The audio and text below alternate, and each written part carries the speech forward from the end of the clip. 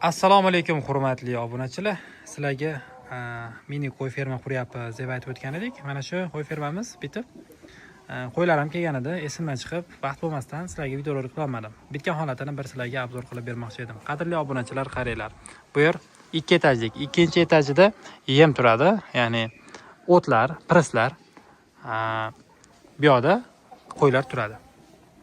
Razmerlari 16 metrga 4 metr. 3 ta etapga bo'lingan. 4 metrdan qilib, bu yerga har bittasiga hozir 10 tadan qo'y qamaldi.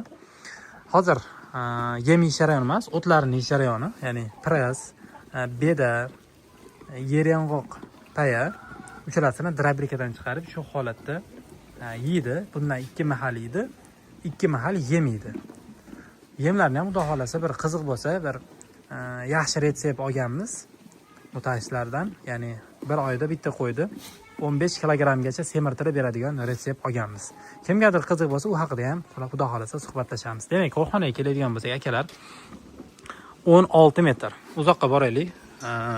Ya'ni tagi nima uchun ho'lmas desanglar, misol mana o'sha anchadan beri turibdi, tagi nima uchun ho'lmas desanglar, buni ham bir naqasi bor. Ya'ni mana shu yerdan tushuntirib o'taman. Bu hozir qum, to'g'rimi? Qum. Qumni tagida 40 sm sheben bor. Ya'ni siydagi bu narsalar tushgandan keyin yer tagiga singib ketadi va hidi ham deyarli chiqmaydi. Bu tomonga hali qamamadik. Sababi bu tomon hali bitmadi. Chunki bu yerga yemxona quriladi. Hisob kitobimizda bu yerda ham materiallari olib qo'yilgan. Shuning uchun bu yerda qimmatga bitibdi demanglar. Sababi bu tomonda ham ya'ni 5 metrgami, 7 metrgami, 4 metrlik joyda temirlari, hamma narsalari olib qo'yilganda, shipir, tunkalargacha olib qo'yilgan. Endi bu yoq bitkaziladi. Bu yoq qo'yimiz kelib qolgani uchun bu yoqda srochni bitkazib tashaldi. Qo'ylar 2 tish bo'lmagan, bir 10 oylikdan 12 oylikgacha bo'lgan qo'ylar olingan. 20 tadan oshiq. 22 tami, 24 tami shunaqa edi. Qaranglar akalar. Endi hisobga kelaylik. Qo'yxona qurmoqchi bo'lsanglar, sizlar ham shu tagini kalab olib tashlab turib 40 sm sheben tashlaylar, 10 sm qum tashlaylar, uni ustidan keyin nima deydi? Apilka tashlaylar. To'pon emas, apilka, chunki apilka ho'lda yaxshi emar ekan o'ziga. Shuning uchun apilka tashlaylar. Xo'sh, narxlarga keladigan bo'lsak, birinchi bunga kerak bo'lgan narsa sement.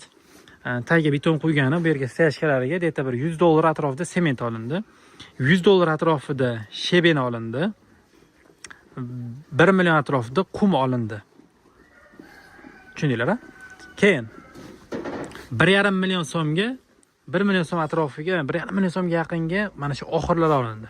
Bu yoqdan kelib, bu yoqqacha oxirlar olindi. Shu 40 ta, 45 ta qo'y sig'adigan oxir olindi. Mayda temirchalari bilan. Endi keyingisi. $300 ga mana shu qora temir olindi, mana temir. Mana shu hamma qo'yxonaga mana shu qora temiri $300 ga olindi. Mana shu oralarini bo'lgani bu $300 ga olingan. Endi bu ustun, mana konteyner material birinchi etaj, ikkinchi etaj hammasiga umumiy necha?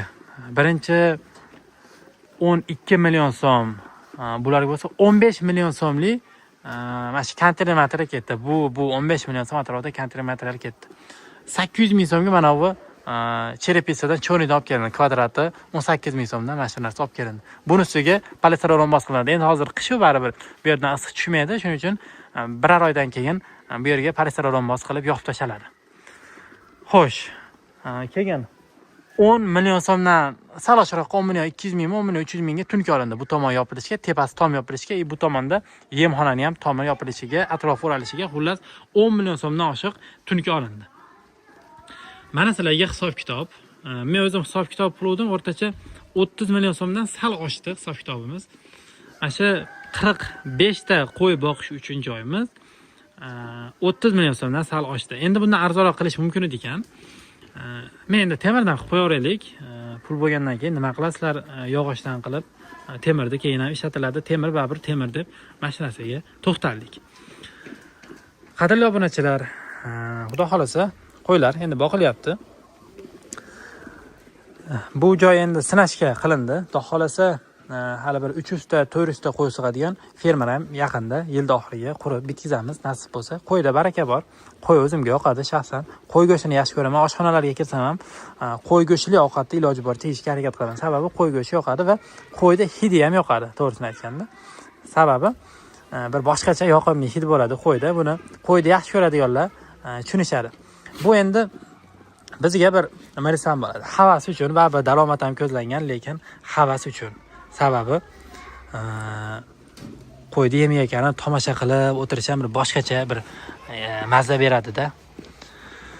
Shunaqa qadrli obunachilar, biz kanalimizdan yiroqlashmanglar. Xudo xolasa retseptimiz sizlarga qiziq bo'lsa, albatta retseptni ham videorolik qilamiz. Buniga agar qiziq bo'lsa yozib qoldiringlar. Endi biz yo'nalishimiz bu yo'nalishda bo'lmagani uchun bu haqida videolar tayyorlamoqchi ham emas edim. Faqat endi qiziq bo'lsa sizlarga retseptlarni tayyorlab, qaysidan necha kilo, bir 8 xil mahsulot aralashtirib beramiz yemiga. Sababi yaxshi seminish uchun, ishtahalarni ochish uchun shunaqa qilinadi.